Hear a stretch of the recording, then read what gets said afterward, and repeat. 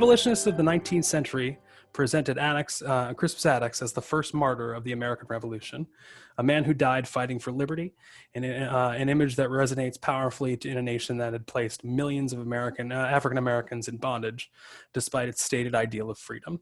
In today's conversation, we will place the work of the abolitionists into a contemporary setting by reflecting on the obstacles that persist today when Americans are asked to live up to the founding promises of freedom and liberty for all.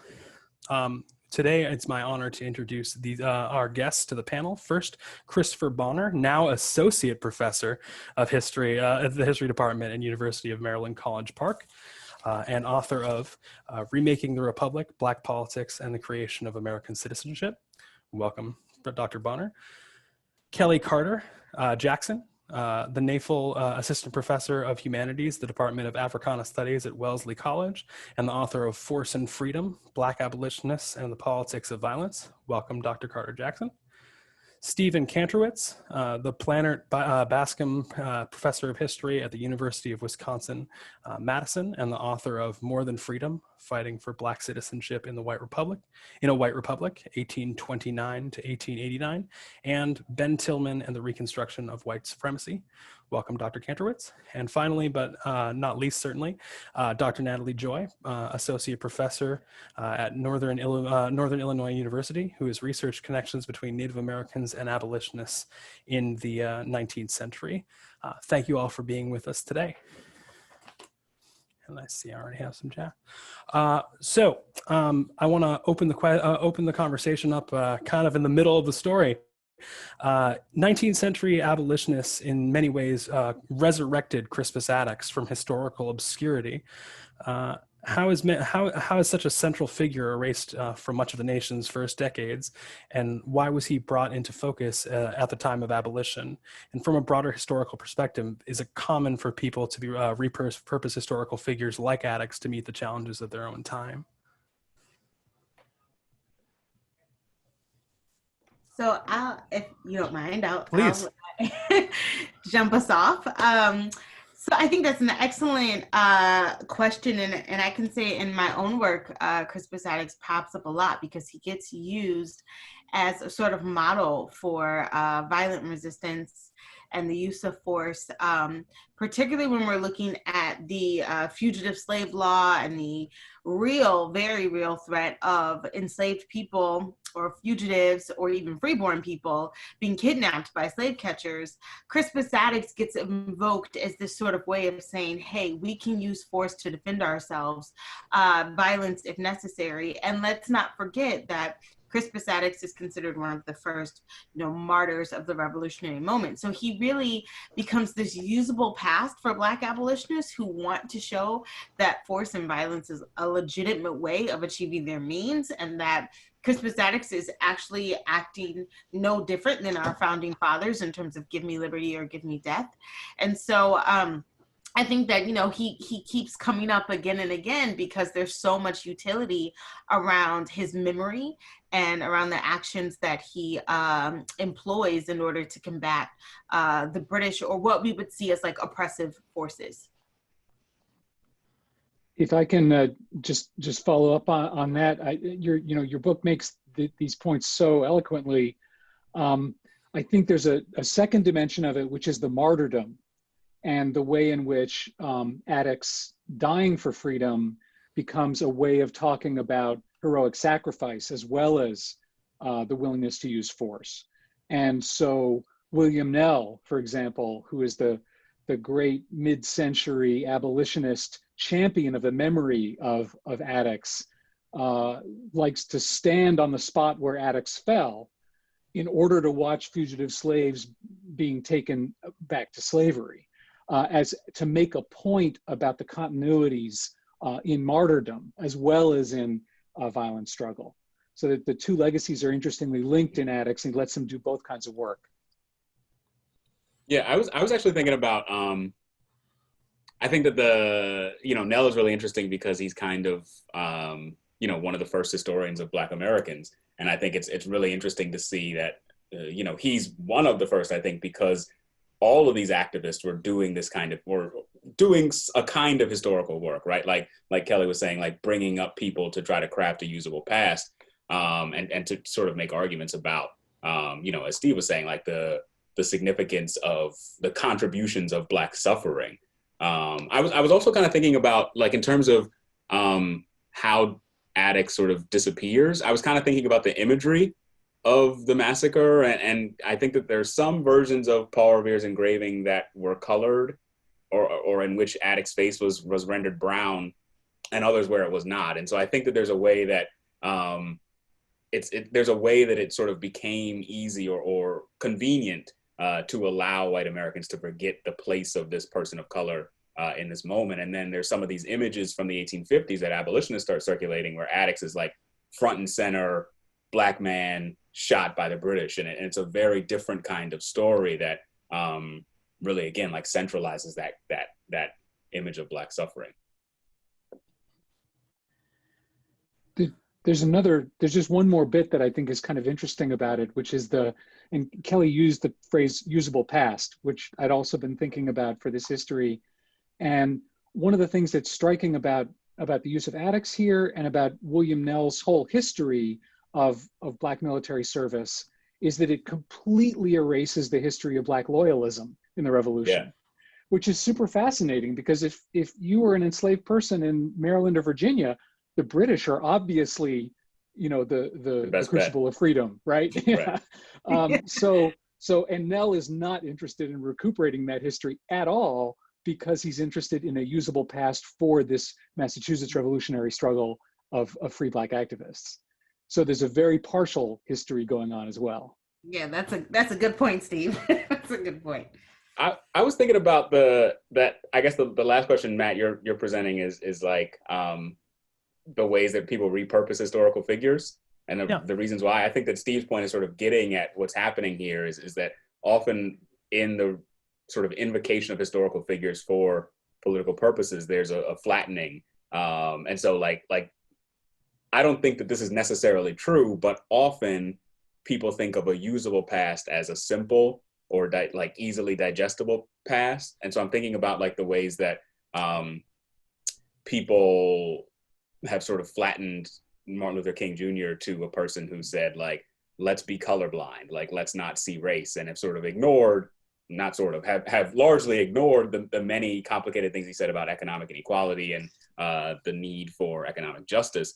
I think that in some ways, what Steve is getting at is that abolitionists kind of did the same thing with Addicts and with the broader history of Black folks in the Revolution, and sort of like, this is a story about Black people fighting for American freedom, and that's it. And I think it's much more than that. And this actually leads right into the next question really well. But before I go into it, if one of you would just take an opportunity to explain to the audience who William Nell was, just briefly. I'm gonna look at Steve, because sure. Well, Chris just gestured away. A good bit about him. All right, yeah, okay. So William Nell was actually born William Nell was born free in Boston, and to a free Black family, and was educated at the Smith School, and grew up in the crucible of the abolition movement as it came together in the 1830s. So he actually says that he witnesses the signing of the New England Anti-Slavery Society Charter through the window of the vestry in the African Meeting House. That's how close he is to the whole thing. And as he grows older, he's a kind of diehard fighter in the desegregation campaign in Boston to desegregate the public schools, and makes himself into an expert on the history of Black military service and many allied kinds of activity, not limited to activity in uniform at all, but trying to establish a case for African-American participation in the American project, down to, and interestingly, the place where his masterwork is this book called Colored Patriots of the American Revolution. But it ends not in the Revolutionary era, but in the activity of the freedom fighters at Christiana, Pennsylvania, who resisted recapture under the Fugitive Slave Law and killed several slaveholders in the process. that's where he leaves the reader when thinking about what patriotic service to the United States is when wielded by African Americans. So that's a very quick snapshot of Nell. Thank you. And with that in mind, Nell and the Boston-based abolitionists are among the first to make the case that Attucks is a significant figure in historical America in the 19th century. What's the dynamic around abolition in Boston in the mid-19th century? What makes Boston the place where this happens? I imagine Steve doesn't want to talk about his book too much, but I was going to say that I think that Steve has written about this kind of like climate of interracialism, but not necessarily on equal terms. And I think that's one of the things that I was thinking that's sort of notable is that so there was there was this belief among many white abolitionists that Black abolitionists, especially if they were fugitive slaves, that what was useful about them was that they would tell the story of their own experience, and that white abolitionists would sort of provide like a theoretical framework and craft the organizational dimensions of the abolitionist movement. So like Black abolitionists would be kind of like the example or the symbol. And I think that there's some ways that Addicts was kind of taken up in that way by some white abolitionists in the period. And I would also just add that, Boston is a hotbed of abolitionism. And so that oftentimes when people come to the city of Boston, whether they're doing like tourism, the way Boston is sort of presented is that it is sort of the hotbed of like two great revolutions, the American Revolution and the revolution to abolish slavery. And so when we think of Boston in this way, and we think of like the major players that are living in Boston, like Lewis Hayden, and how the case of Anthony Burns and how it sparked, so many Bostonians to sort of change their sentiments or ideas about what it meant to be anti-slavery and what it meant to be an abolitionist and to be committed to the abolition of the institution of slavery.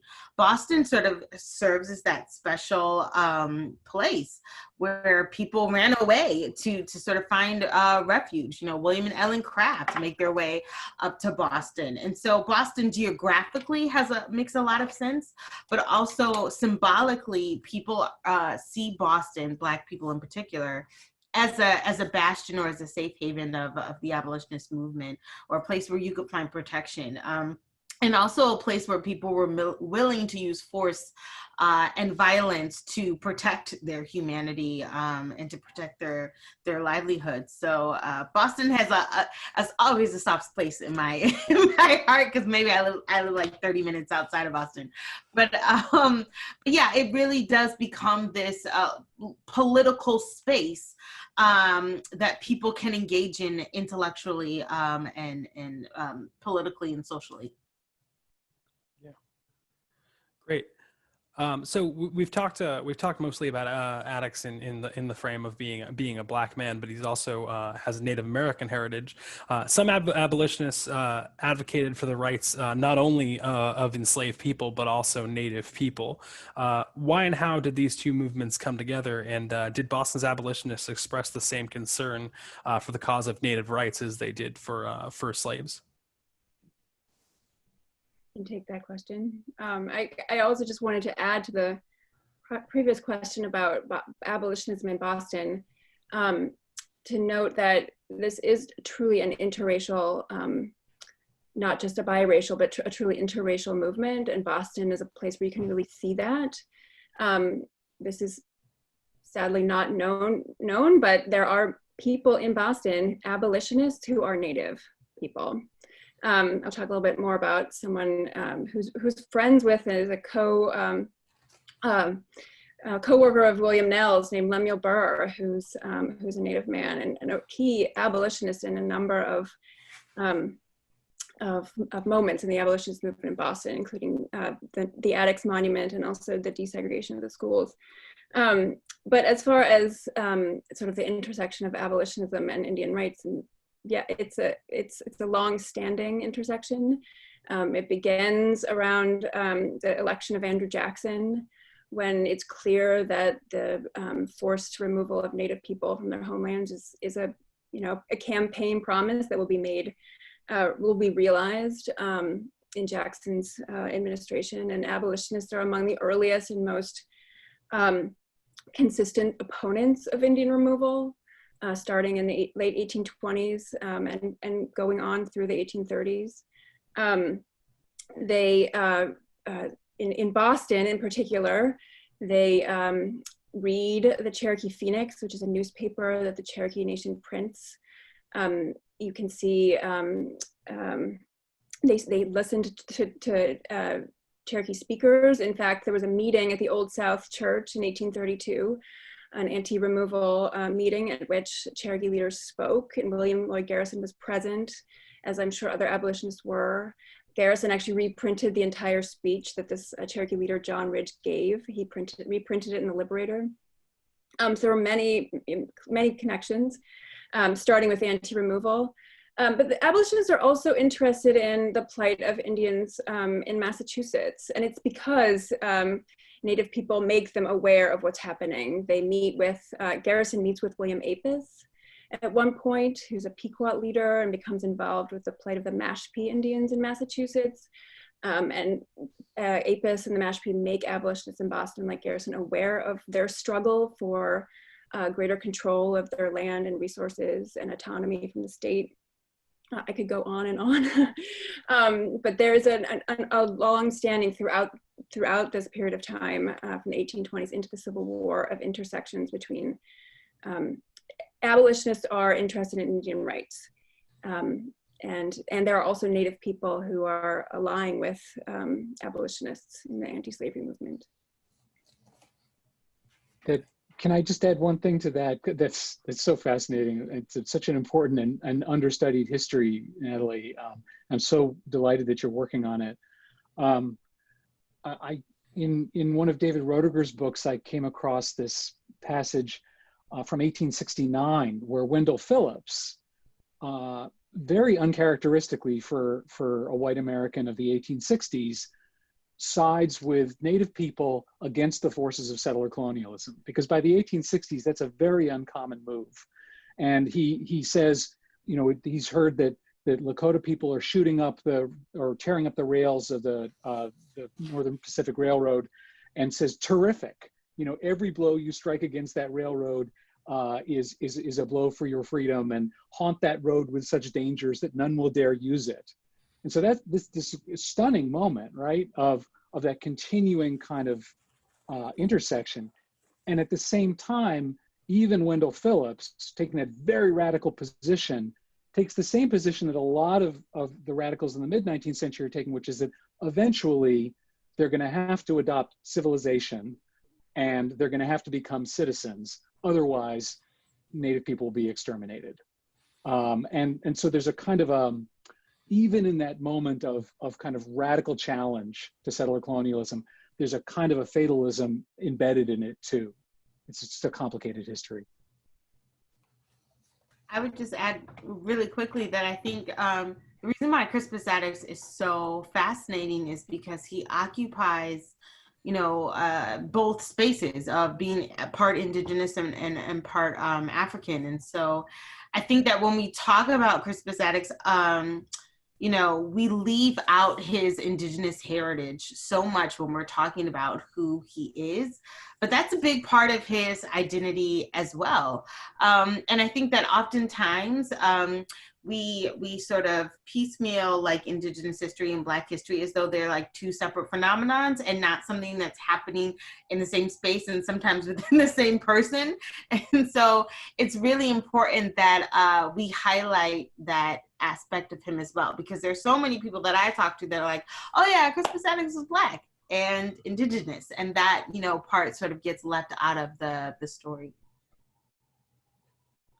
Yeah, and abolitionists are so aware, and I'm Black and white abolitionists are so aware of how settler colonialism, you know, that settler colonialism and the enslavement of African Americans are so intertwined that as these two processes in American history from the start, you know, one requires the other. You know, the dispossession of Indian land, theft of Indian land, is necessary in order for the establishment of Black chattel slavery, and they're very clear on that.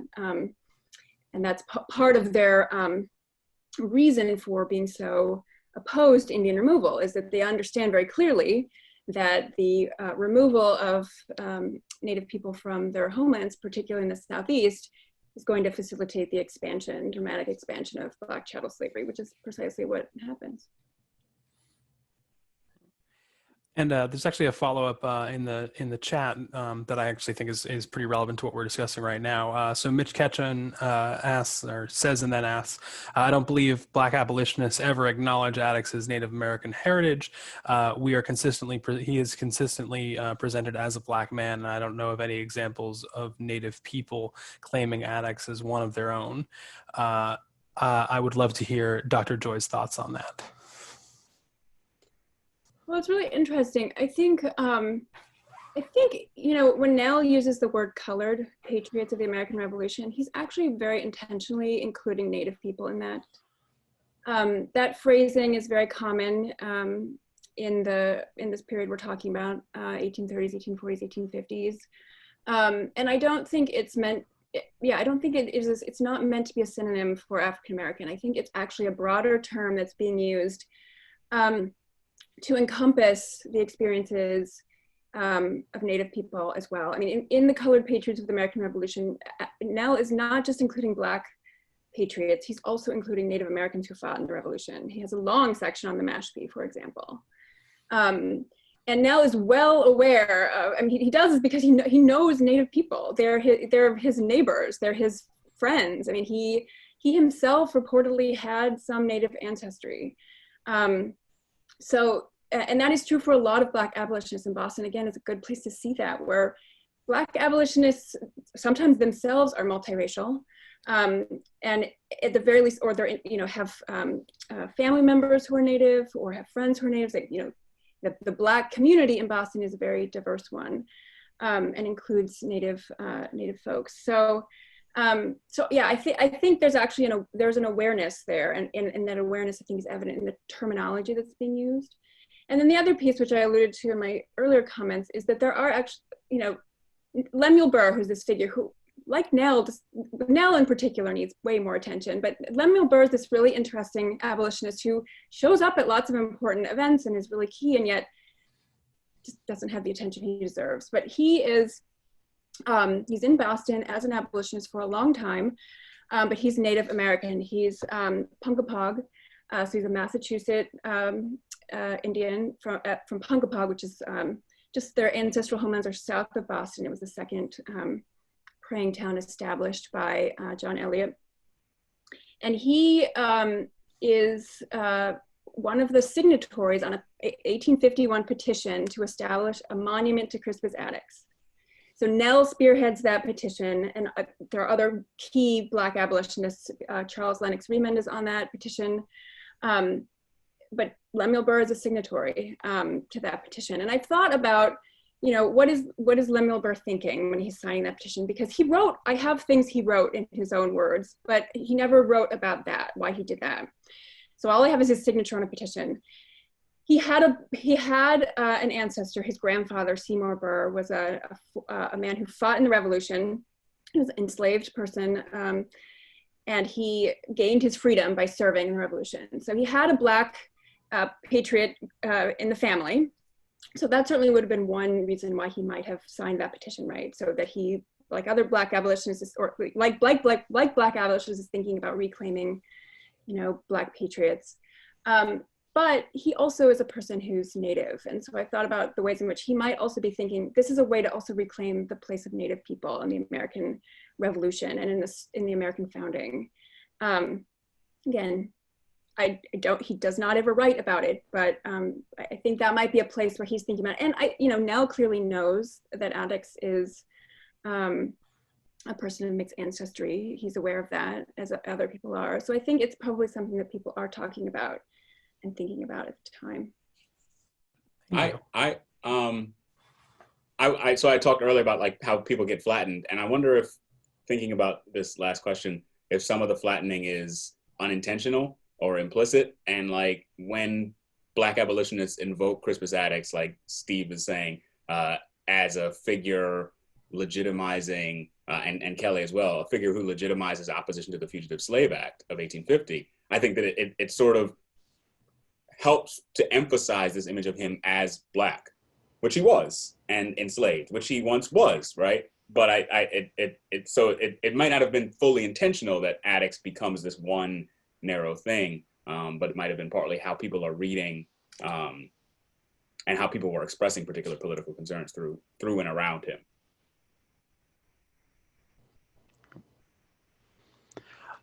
That was all wonderful. Thank you all for that. So my next question has to do with the idea of being American and American citizenship.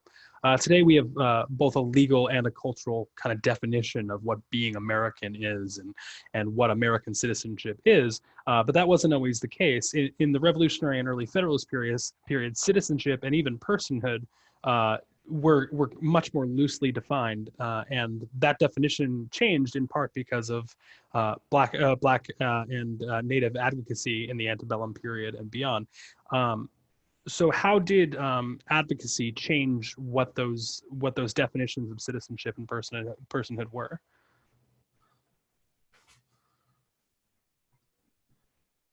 You want to go after it, Chris? All right.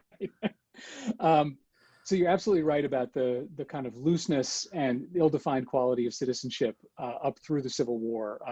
In fact, Lincoln's first Attorney General says about citizenship, 80 years of practical enjoyment of citizenship under the Constitution have not sufficed to teach us either the exact meaning of the word or the constituent elements.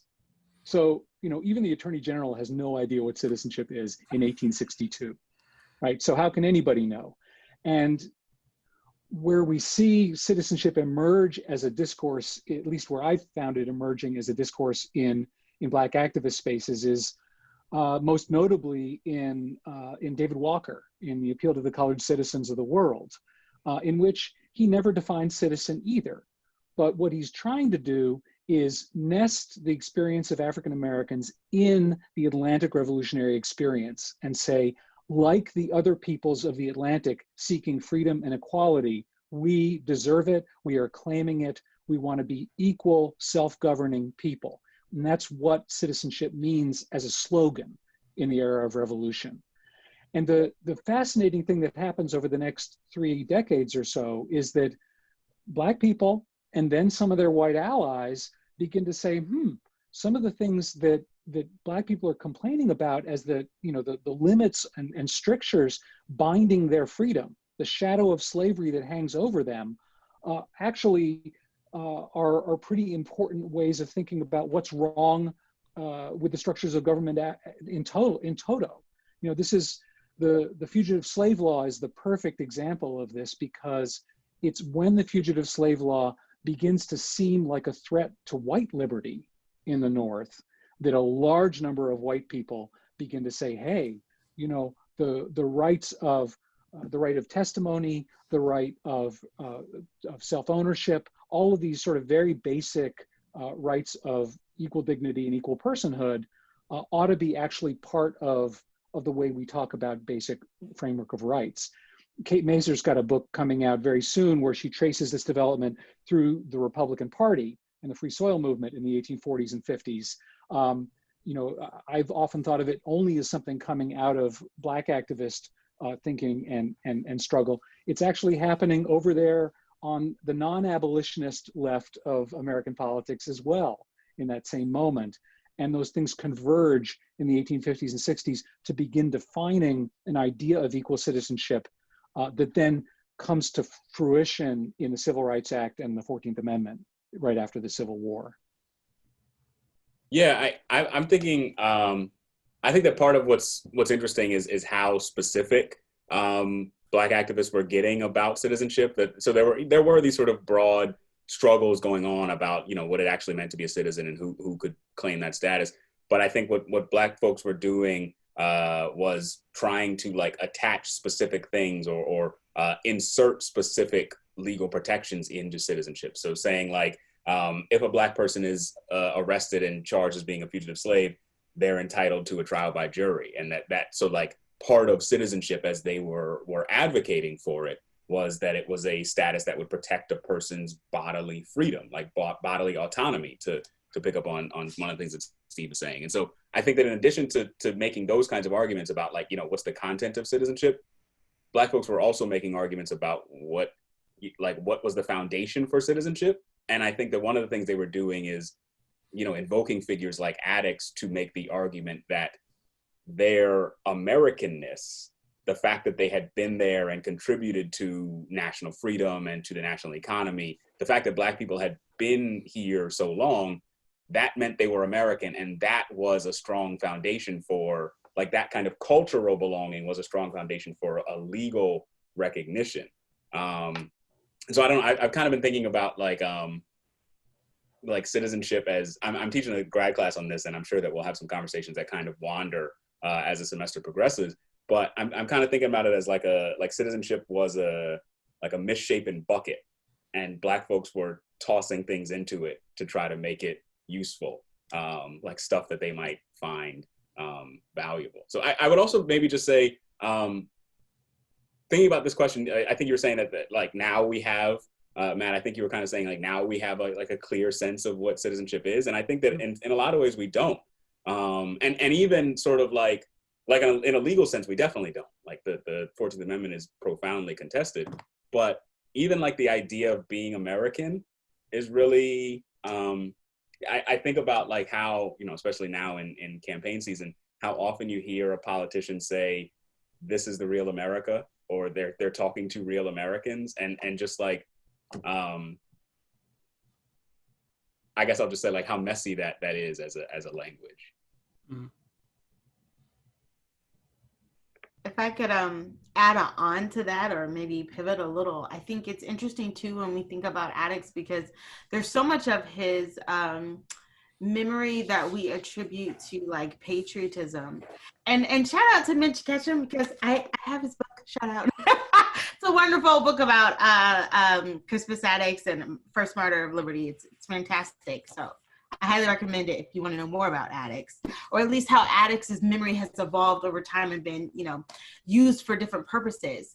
But I think it's interesting because so much of Addicts has been associated with patriotism and with citizenship. But when we really look at like what these Bostonians were contesting was like, the British soldiers' occupation, the fact that they are having to compete with them for jobs and compete with them for labor and wages.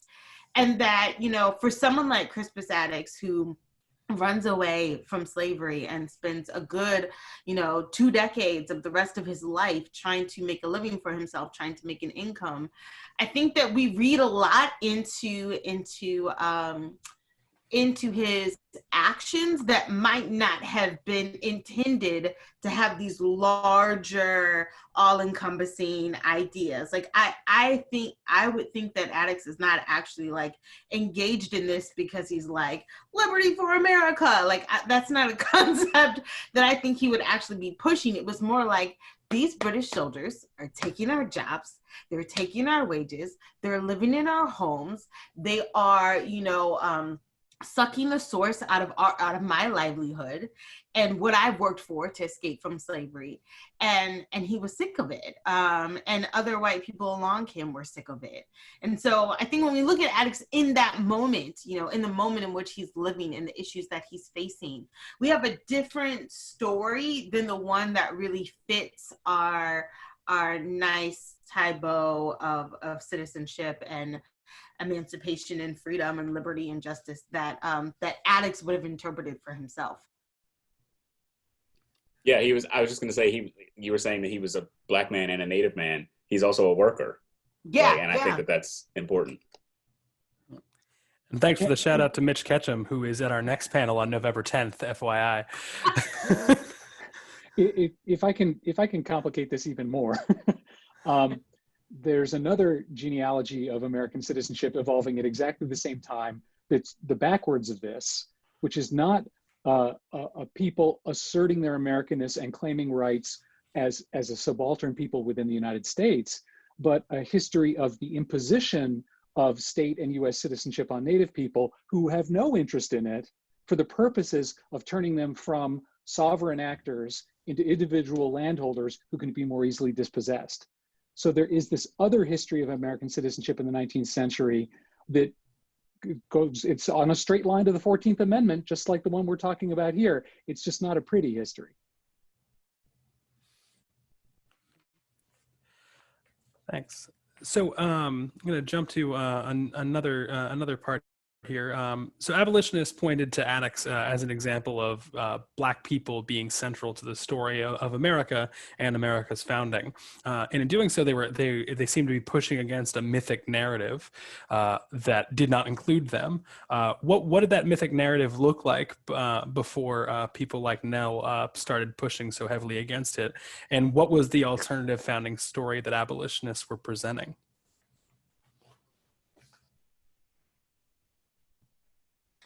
So I will say that that all throughout the abolitionist movement, but definitely in the 50s, Black abolitionists in particular are pushing several narratives, really. But you have the Crispus Attucks thread. You also have the Haitian Revolution thread. And Black people are thinking about, what does revolution look like? What is required? Why is, the American Revolution is incomplete because it doesn't include us. It, the language of it sounds great, but the implementation of it is not inclusive. And so how can we create a world that actually abolishes slavery and speaks to our interests as Black people? And so I think that it's not just, I think Addicts plays a role in thinking about that in terms of an American framework, but Black abolitionists are also looking outside of the United States for precedents and context clues about, like, okay, what else is useful? Haiti, Toussaint Louverture, that's really useful. So you also see them embarking this narrative that's outside of the United States to provoke fear, because I think the Haitian Revolution, people looked at Toussaint like sort of like this boogeyman, he's out to get you and your children, and, the fear of slave rebellion and people like Nat Turner. But also this very real thread of violence, and how does violence get employed and used? I mean, I know I that's all I can see, because that's how I talk about it in my own work. But I think that is a huge, I think force and violence is a huge character in the story when we think about how Black people are conceptualizing usable paths to push their own, political and social agendas about freedom and about the abolition of slavery. And how does this narrative, the mythical narrative and the alternative narratives that are being presented by abolitionists, how does the Native community relate to these narrative changes and these narrative challenges? We've talked a little bit already about how Addicts is not kind of specifically or explicitly used in any large extent, but how are these movements related in the 19th century?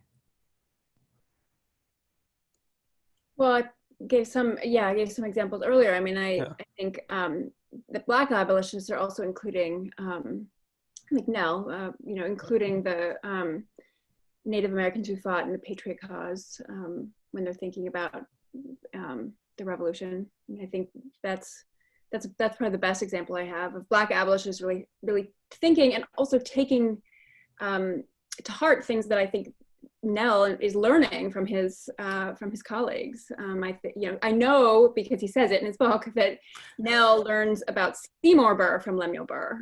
Lemuel Burr tells him about his grandfather's service and how he became free through service in the army.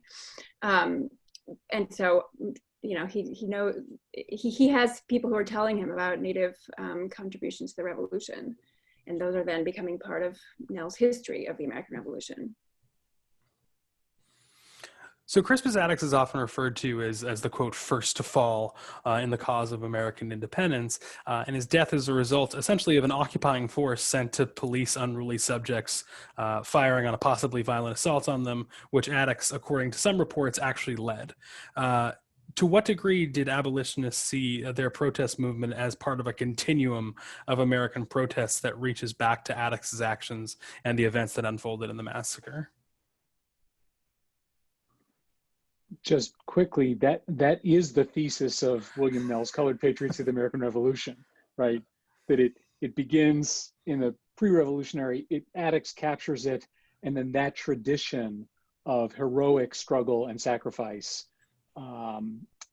carried down to literally to the present, to the struggle against the Fugitive Slave Law. And it is one continuous thread. I mean, it's as clear and as dramatic as that in his view. Yeah, I'm thinking. I think that this kind of connects with the previous question, and I like about the sort of mythologized founding. And I think I was thinking about the what represents the myth is like the song from Hamilton, "The World Turned Upside Down." I think that's the sort of idea, is that like everything is transformed radically, and things are changed in the aftermath of the revolution and during the revolution. But I think that really what you're seeing is like the world is like shaken and then like set back kind of mostly the way that it was. And so I think that part of what Black abolitionists are doing is arguing that the forgetting of Crispus Attucks parallels the way that the nation forgot the problem of like real slavery and real inequality. And so I think that the work that Black activists are doing is trying to make freedom a real thing for Black Americans. And like, I don't know, the rhetoric of like taxation as slavery that so many white colonists and later white Americans used to sort of criticize the British policy in the revolutionary period.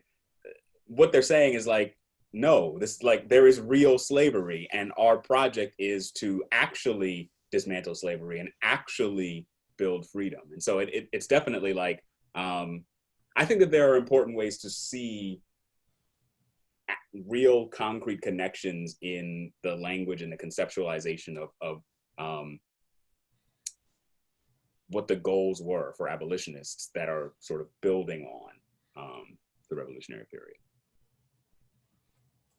If I could add to that too, I would just say that even in a modern context, and I've written about this before too, it's like Crispus Attucks becomes so usable because his race really makes him the scapegoat. When John Adams is making his case, it's kind of like, yeah, there were some, some thugs and this really tall, scary Black guy, like I'm paraphrasing, but the idea that Adams is invoking this race card to try to justify the actions of the British really cements Attucks as a Black martyr, because it's the idea that like, of course they should be terrified. He's Black, he's scary, he's mulatto, he's all of these, things. And so I think you can really build off that case in terms of how John Adams is using the imagery of Attucks to perpetuate ideas about Black men as being terrifying or fearful.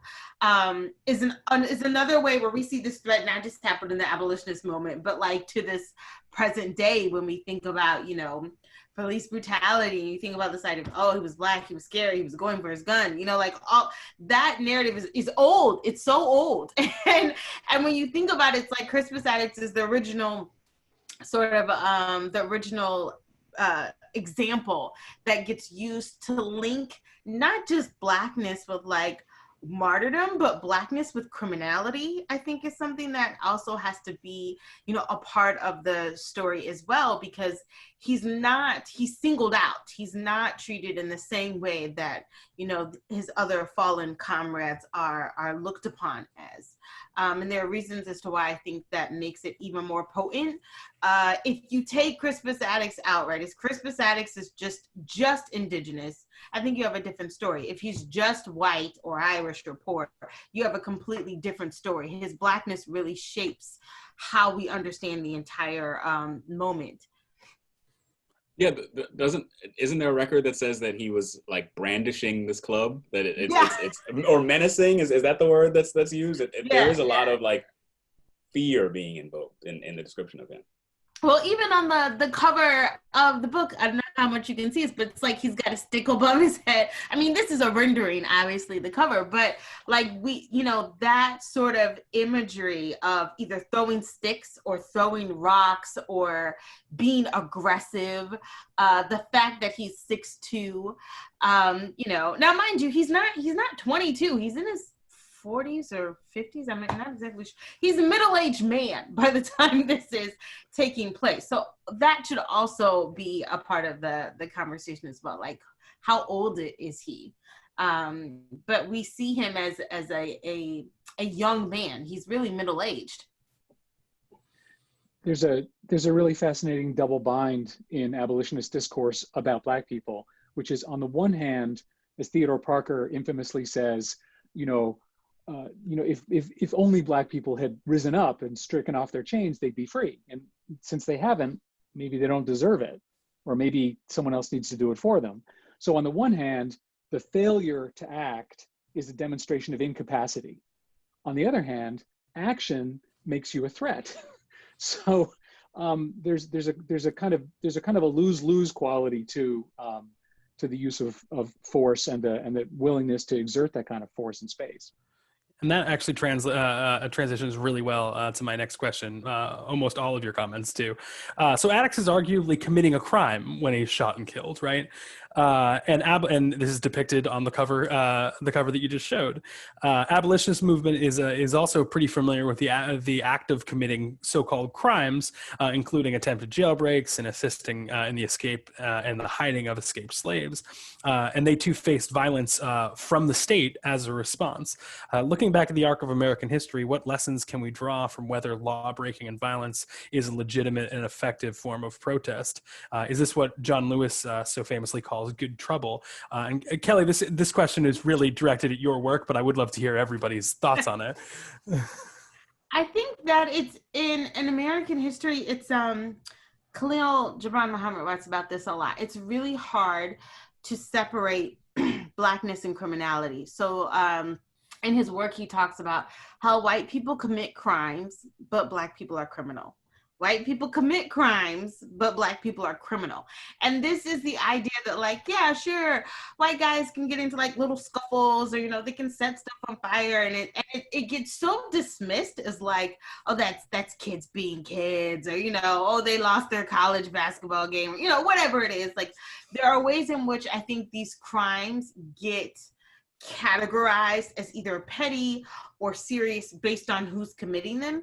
And then when Black people engage in very similar acts of protest, the level of or the optics of violence get heightened in terms of how people read those same actions in different groups of people, because their identity is so connected to the thought of criminality or ideas about Black criminality.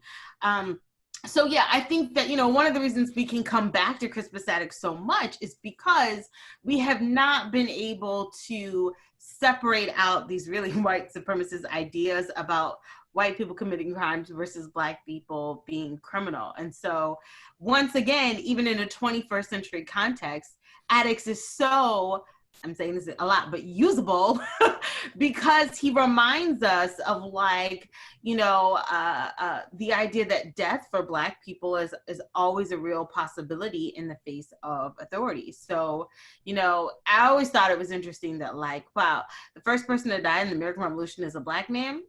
Sounds about right. Like the idea that like, it's like the person, that gets killed in the horror movie or whatever. It's the same sort of trope that comes up over and over again. So no, it's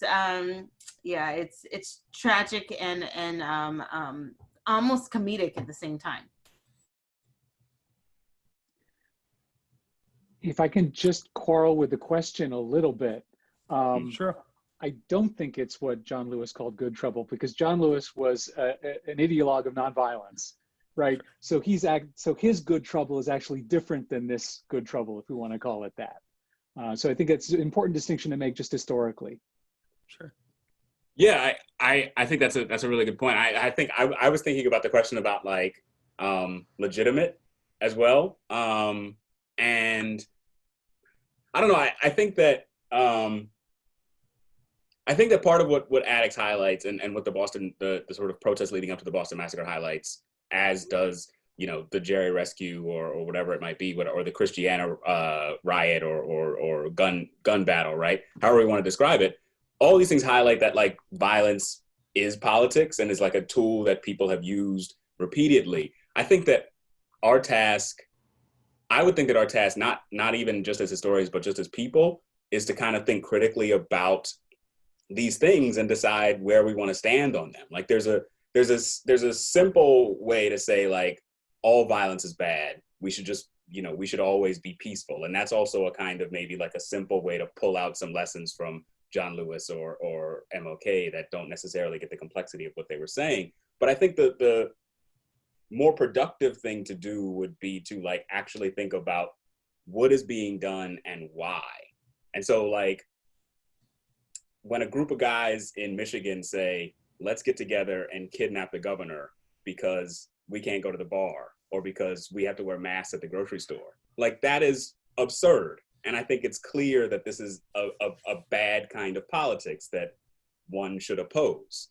But when like a bunch of Black Americans in Minneapolis say, this is a police station, I'm going to burn it down because we have advocated and fought for years and years to have people respect our right to live.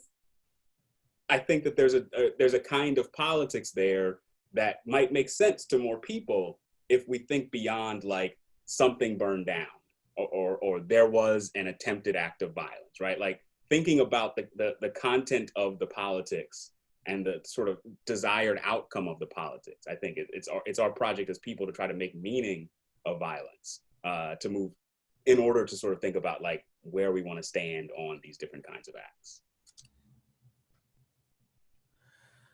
So we actually have a number of questions from the audience. The first one is from Debbie Weiss, who asked a question near and dear to my heart because I love the topic of impressment of sailors. And this actually speaks a little bit to the status of addicts as a worker, which we talked a little bit about earlier. The British were impressing sailors to serve on their vessels. So would addicts have wanted to join his fellow sailors in pushing back on the British because of impressment? Would that be a motivating force? Yeah, I think so. I mean, when I look at what I know of Addicts is that he's a sailor and he is, you know, a rope maker, and he is really involved in sort of like all that is nautical life in you know, Boston because of its being a port city. When right before the massacre, he's just come back from the Bahamas, you know, and then he's about to, if he was not killed, make a trip to North Carolina. So he's got mobility, you know, in ways that most Black people could only dream of during that moment. But he's got an intense amount of mobility. And with that mobility, I think it's empowered him to demand more for his life. I think if we think about what is required to even escape slavery in the way that he does, he runs away from Framingham. And then what is required to make a life for yourself after that, I could imagine that the impressment of British soldiers for him was a huge affront to his ability to make and generate wealth for himself. And, you know, I'm assuming he has family and those that he loved, you know? And so it's a really big deal. And I think that oftentimes, you know, if we're going to look at Du Bois and look at like Black Reconstruction, he brings it back to the worker. It's all about class. It's all about, you know, these contested labor issues.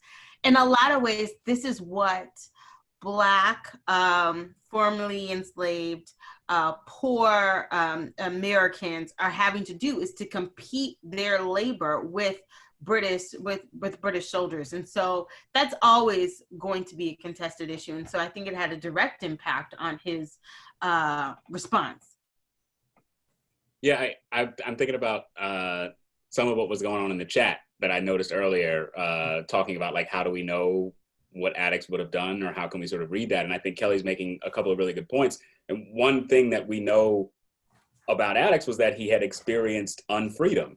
And so we can imagine that would have shaped the ways he would respond to other dimensions or other forms of unfreedom that he saw in his own life. And so like knowing what he had experienced can help us sort of read or interpret how he might have responded to different kinds of circumstances.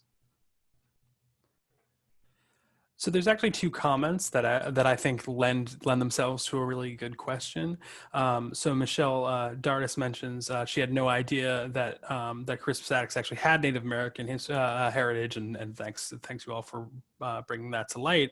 And another comment mentions, and this is from Ralph Temain, mentions that when he'd first heard about Attucks, he can't remember when, but there was no connection except for him being a patriot.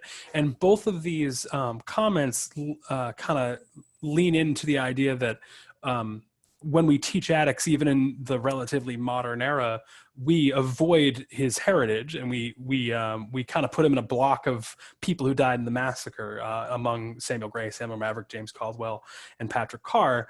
How conscious has that been in the teaching of the massacre to erase his background? Up until your work, of course. I would maybe want to say, I guess I think about these kinds of questions a lot. I guess I should say I hear a lot these, like the kind of question that is prefaced with, I never learned this in school. And I always feel like sad that that's the case, but also like unsure how to respond, because I know that like teaching, I don't know from experience, but I can imagine that teaching high school history or middle school history is incredibly difficult, just because like teaching college history is incredibly difficult, and my job is much narrower, and I'm like working with adults. I guess I say all this to say, I wonder if part of the challenge of Addicts is sort of what we've been highlighting just in this, 45 minutes we've been talking, is just, he's such a complex figure. He means so much to so many different people that it can be hard to, I can imagine that it would be hard for a teacher at any level to really distill so much into a sort of clear and straightforward, I guess, lesson for students. Just this conversation I'm thinking about, like, I just taught about Black folks in the Revolution. I'm like, man, I should have said so many different things about Crispus Attucks when I did that, but it's, the time has passed now, the week is gone. So it's a tough subject just to sort of grapple with all of its dimensions, I think. How many individuals can we actually teach about, even in a very focused class? Like, I teach a class on slavery, the Civil War, and Reconstruction. I take 15 weeks to do it. I've got hours and hours and hours, but I can't bear down in any complexity on more than a handful of individuals, even if I chose to do that, which would be a silly choice, right, in a class like that. And so inevitably, the way we use individuals in these narratives is very flat. It's a very partial, very limited version of their lives that serves the narrative and analytical purposes that we're about. And that's especially true when the history's meant to be political or instructive in the way that the Attucks story so often has been, right? Rather than, the sort of complexity of professional history as we like to think of it now, and as being more sophisticated in some way. But in fact, we do the same thing all the time. We all have a series of usable figures who do the work we need them to do. And anything that complicates that messes up a really well-constructed lecture, Absolutely. I think that's so funny because it's so true. Like, I joke about this all the time, and that is especially because I teach African American history, and the funny thing I say is that, we get like one great Black man and one great Black woman per century. And that's like it. In the 18th century, it's like Crispus Attucks and Phyllis Wheatley. And then in the 19th century, it's Douglass and Tubman. And then in the 20th century, it's King and Rosa Parks. And, in the 21st century, it's Obama and Oprah. Like, it's just one man and one woman that did something great. And we know them by like a one-liner. So, and the one-liner for Attucks, first martyr, right? Phyllis Wheatley, poet. Douglass, abolitionist. Harriet Tubman, abolitionist. And then Rosa Parks wouldn't get off the bus. King has a dream. Like we associate these very quick, sort of quippy things to remind us of people that existed and to remind us of things that happened, but we're not often sort of pressed to complicate, you know, these ideas, or to complicate or to expand outside of that. So I always have students who are like, wait, there were more Black abolitionists than Douglass and Tubman. Like, you know, they don't know who William Nell is. They don't know who Lewis Hayden is, or William Parker, or Mariah Stewart, or, you know, and so the idea that, you know, Crispus Attucks is no exception, I will say, in that way, and that, you know, maybe the only other Black person you know is Equiano, if he's being taught in like a higher upper division level course. And so that's something we really, as historians and as educators, have to work hard to really complicate these stories so that we get a fuller idea of who, not just who these people are, but what American history means to us as citizens, or what it should mean to us as citizens of this country. That actually dovetails very nicely to a question from Asaf Bitton, who brings up another figure, Black figure, who is often overlooked. He says, "I'm wondering your thoughts on why Wentworth Cheswell, who rode with Paul Revere, fought in the Battle of Saratoga, was New Hampshire's first archaeologist, and became the first African-American elected to public office in the U.S., was not as resonant a figure with later abolitionists as Crispus Attucks was, or maybe Wentworth was, and I'm just not aware of it." Any thoughts on that from the panel? I would start by saying I have never heard of this person before, and so it's a kind of second. So, you know, I just thinking about like the array of figures that populate history, even figures who we might know stuff about, who are one doesn't know about it. He sounds fascinating. I think it sounds like there's a good history of science dissertation in there. I know, I was like, who? I'm really glad I wasn't alone. I also had no idea. Asaf has put a link in with some background on Wentworth Cheswell for all of us. So hopefully by next time we can all be up to speed. Great. Yeah, so I'm going to ask a kind of modern question now, and that's that. So President Trump recently created announced that he was creating the 1776 Commission, which is to foster what he called, quote, patriotic education, unquote, as we prepare for the 250th anniversary of independence in 2026. The commission was partly created in response to the 1619 Project, which has made the case that slavery is central to the American story. What does the abolitionist use of Addicts teach us about how to best grapple with difficult challenges in our founding myths? And are the stories of slavery in America and America's founding myths compatible stories?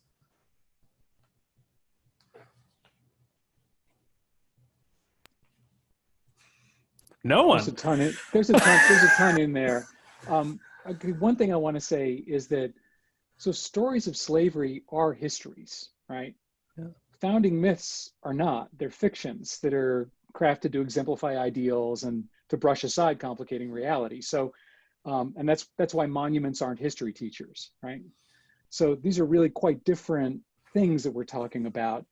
I'm not sure that we can look to the abolitionist use of Addicts as a model here, because as we've been talking about, the abolitionists were using a very partial and tailored Addicts to do certain kinds of work for them in their moment. It was a very presentist use of Addicts. But I think we can look to the abolitionists in a slightly different way, not exactly as history teachers, but their analysis and critique of their society was so searching, so probing, so unflinching, right?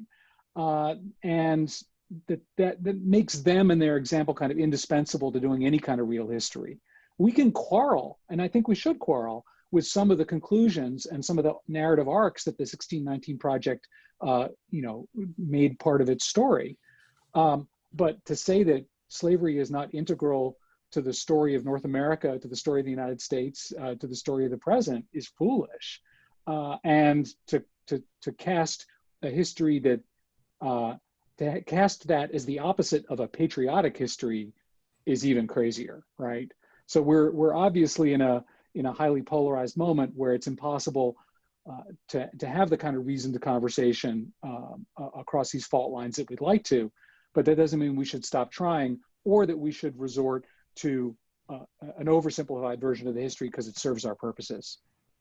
Also, I mean, I think that the idea that we need a patriotic education, that we're lacking a sort of history of the founders and what was great about them is evidence of the limited extent to which people who are advocating for that have been reading. So it's just it's not a problem. I think there is not a lack in that department. I'm also thinking about, I think, like, I'm just to maybe try to build a little bit build a little bit on Steve's point about what can be useful about the abolitionists is, I think, not just their, in addition to their critique of the society in which they lived, I think is like the ways that they built a movement.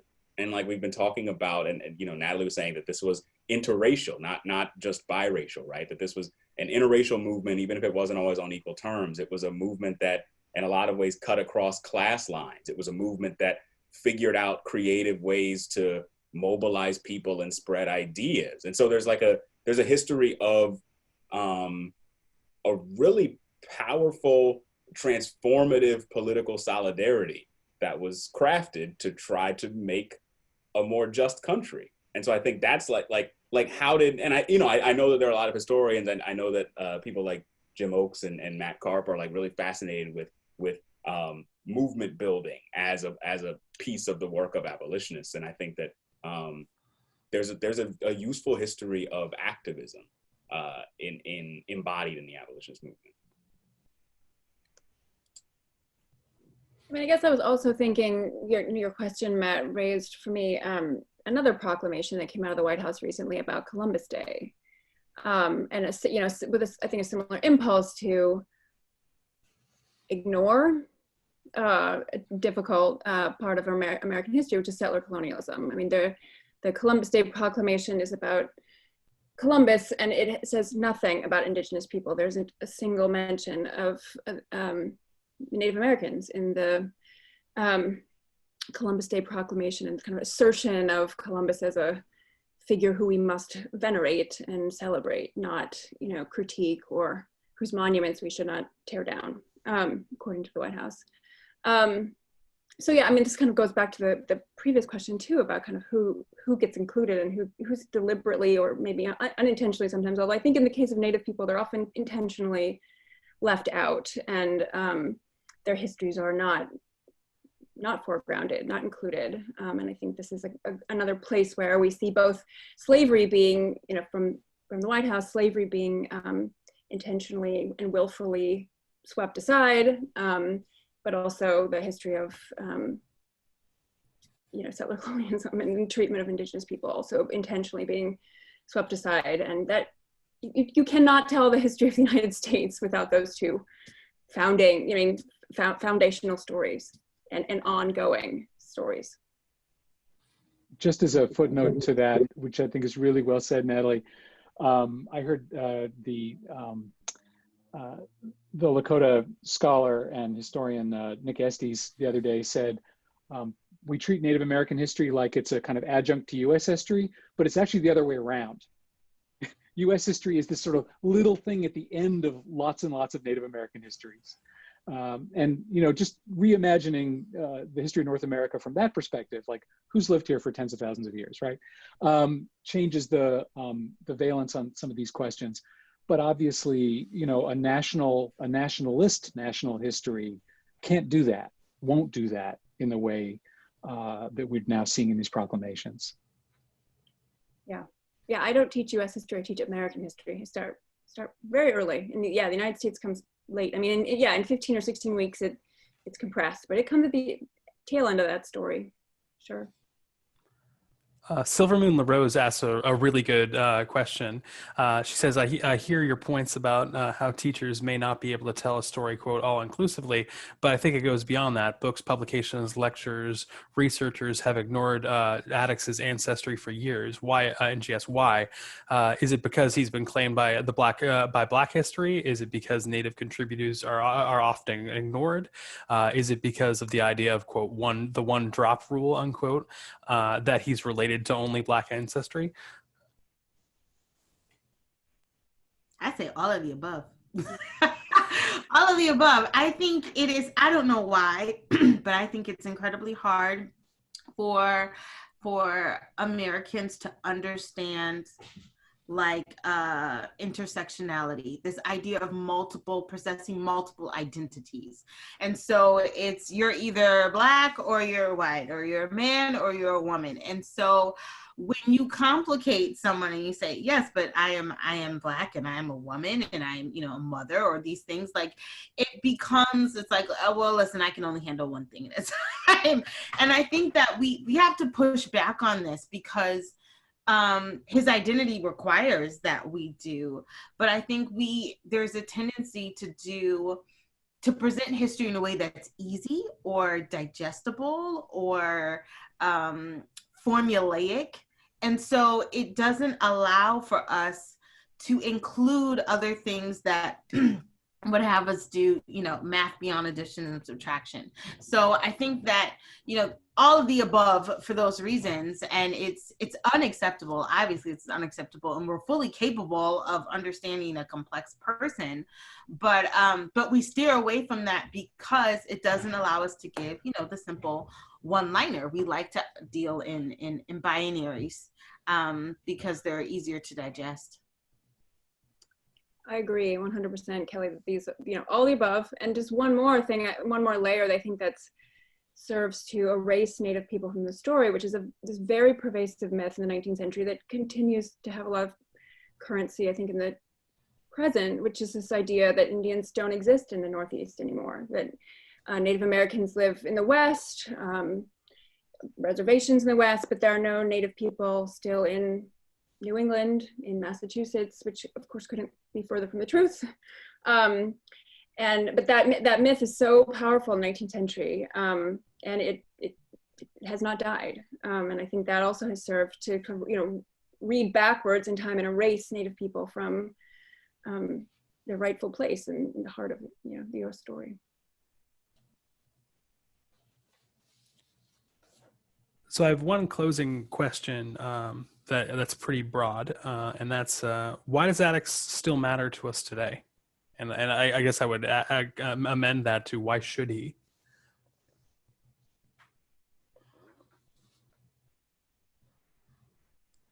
I would jump in if that's cool. So I was thinking about, I guess I've been thinking about, and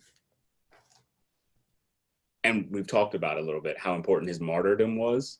And I guess I think that I feel like there's a way to think about Addicts as this figure of Black suffering that should call for us to want something more than that, want something more than a circumstance in which one has to be a martyr in order to make change.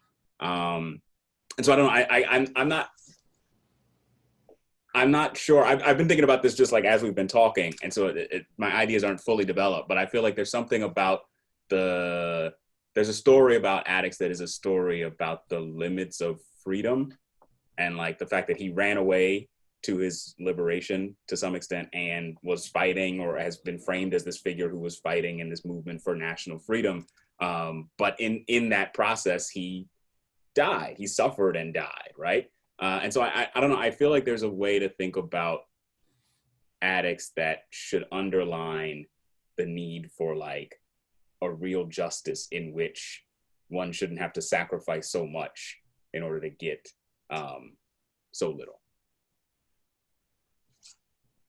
Yeah, I like to think of Addicts because if nothing else, he's courageous. He is brave. I mean, the idea that you can steal yourself away, that you can run away, in the face of recapture. And the fact that even when he knows, somebody could identify him years later, and he still puts himself out there in a public way to say, no, you will not deny me my rights or my ability to provide for myself. And he stands up to these British soldiers. And to me, I think that that's powerful, because it's a reminder that, like, he would not allow anyone to rob him of his humanity, not in slavery and not in freedom. And if for no other reason we celebrate him because of that, that to me is sufficient. But I think even more when we can take his memory out further, and see all of the different ways that he gets employed in the 19th century, in the long freedom struggle, and even today, to me is remarkable, especially considering the fact that we know so little about him, the fact that he's able to do this work long after his death, is just, it's fascinating to me. And I think, I remain in awe of his courage. That's a fantastic way of thinking about it. It's a life in struggle, right? It's a life lived in a series of struggles against various forms of oppression and tyranny. And we only know about it because he was martyred. So step back from that and think about the hundreds, thousands of cases of people who weren't martyred and weren't held up as a usable past, but nonetheless lived those lives of struggle and shaped the terrain in which everyone around them lived, and shaped the terrain in which we still live. So that to me makes him exemplary in a different way, not as the singular figure, but as representing a much larger iceberg of people who we never rose to the surface of our historical consciousness, but who were doing all of these things anyway. And that to me is, that makes him not so singular and special, but instead a source of great hope. I like that. Yeah, I mean, as historians, we can only write about people we have sources for, right? And that it's so hard to, as I'm sure you do, you tell your students they want to write about something, and well, you have to have sources, right? So, yeah, and I guess I would just add that I think we should remember him in all, as we've been talking today, on all of the complex, in the entirety of his identity, right? And if we're going to remember him, it should be as this complex person who was multiracial, who lived this really interesting life. If we're going to remember him, let's not flatten him as much as we can in our teaching and in our public memory, and in how we think about him and celebrate him as a person who was really complex, because that is who historical figures are, just as we are. They're complex people. So that's just what I would add to that. Thank you. This was a fantastic panel. This is only my second panel on board with the organization, so I just want to say thank you very much for taking the time to talk with us. You all had incredibly interesting insights to share with our audience and with me. So thank you so much. I look forward to diving even deeper into all your work instead of just scratching the surface as I have so far. So we've reached the end of our time here today. Thank you so much, Christopher, Kelly, Stephen, and Natalie again for joining us. As you put together as everyone puts together your fall plans, I did want to flag some upcoming Revolutionary Spaces programs. Our next Reflecting Addicts public panel is Monumental Addicts on Tuesday, November 10th at 3 p.m. Our featured speakers will include Robert Bellinger, Associate Professor of History at Suffolk University and author of Monuments, Memorials, and Historical Sites, New England's Visible Black History and Photographs, also my thesis advisor. Millington W. Bergenson Lockwood, who is the author of Race Over Party, Black Politics and Partisanship in Late 19th Century Boston. And the aforementioned Mitch Ketchen, Professor Emeritus of History at Western Michigan University and author of First Martyr of Liberty, Crispus Attucks, and American Memory. And of course, Byron Rushing, former Massachusetts State Representative and past President of the Museum of Afro-American History. Our next members event, for those of you who are members, if you're not, you should be, is Massacre in Memory, a virtual tour on Wednesday, November 18th at 5:30 with me. I will be leading that experience personally on a virtual tour exploring the complicated history of the Boston Massacre and how that event was used as a symbol of patriotism and calls for liberation for generations that followed. I'd also encourage everyone to consider signing up for our public program, Finding a Voice Without the Vote in the 18th Century, on Thursday, October 29th at 6:30 p.m. If you're not there already, please make sure you're following Revolutionary Spaces on social media and sign up for our newsletter to stay up to date. And of course, check us out at revolutionaryspaces.org. Thank you all. Until next time, have a great night and stay well.